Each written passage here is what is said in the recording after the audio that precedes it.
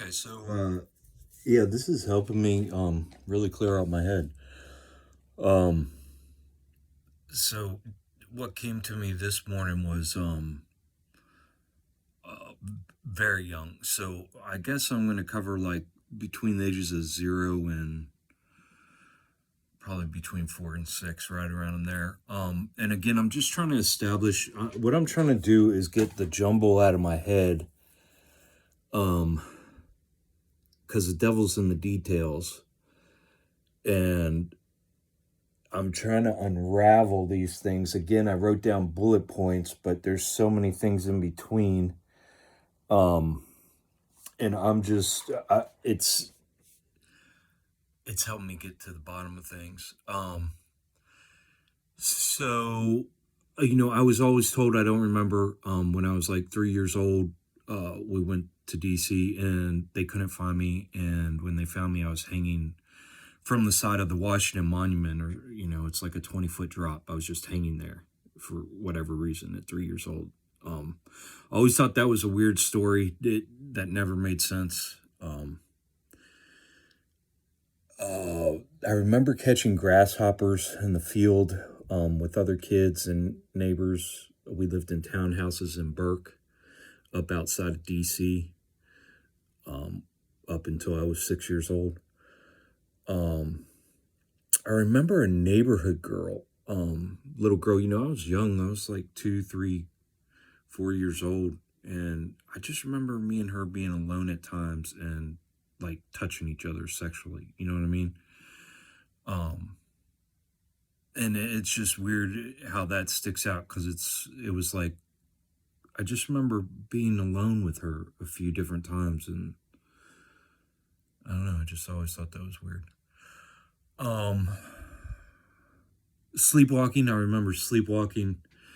I guess I had a sleepwalking problem there. I remember waking up in various places in the house, or just like vague memories of walking around in like a sleep trance. Um, I woke up one night out by the mailboxes. I guess what happened was I had slept walked out to the mailboxes. You know how like the townhouses have like community mailboxes. Um, and I had walked out there, and I guess my mom had woken up and saw that I was gone and called the cops, and that's how I woke up, was when the cops passed me or were coming in, and by the mailbox, and I remember waking up and seeing the cops driving by. So yeah, that jumping on the bed. Supposedly, I was jumping on my mom's bed as a kid, and I got that scar. I don't know if you can see, but it looks like like a suicide scar almost on my wrist. Which is that was always strange to me. So I got that scar. I was extremely active kid too. I climbed, I jumped, and I supposedly had a very close, loving relationship with my mom.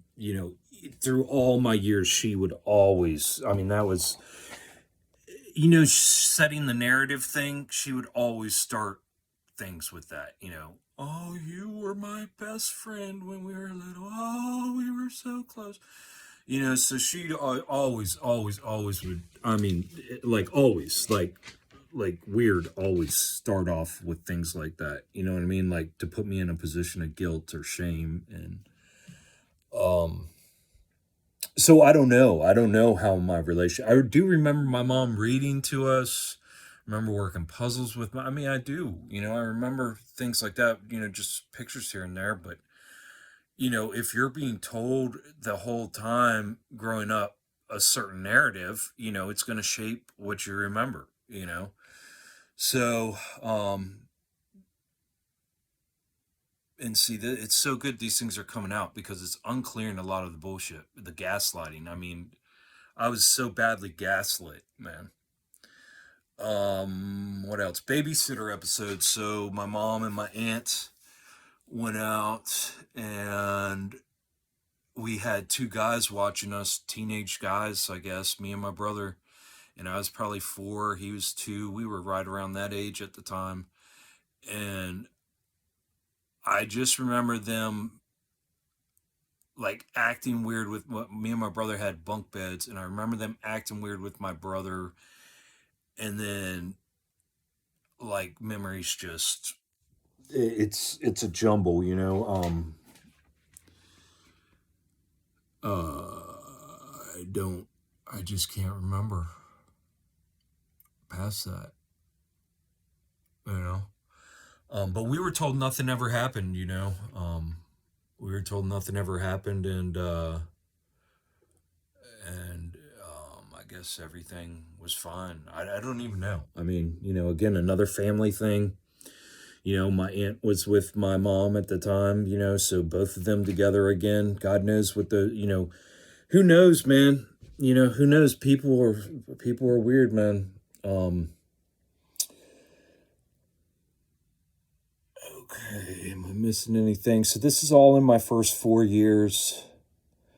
And things that just pop out to me. Like I said, there's just little things, you know, and basically everything else that I can remember other than what I'm saying now in those years are just like flashes, like pictures, you know. Not really remember any, like, if I'm playing the movie in my head and thinking backwards, it's just like a flash, like a, you know, a memory, a quick picture. So when I did get in school, I started school at 4 years old, because my birthday was November 4th. So I got in, you know, I was able to get in at 4 years old into kindergarten. I failed that first year. I was hyperactive. I remember wearing the dunce hat.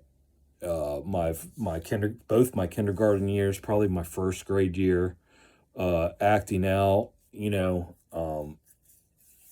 I just couldn't sit still.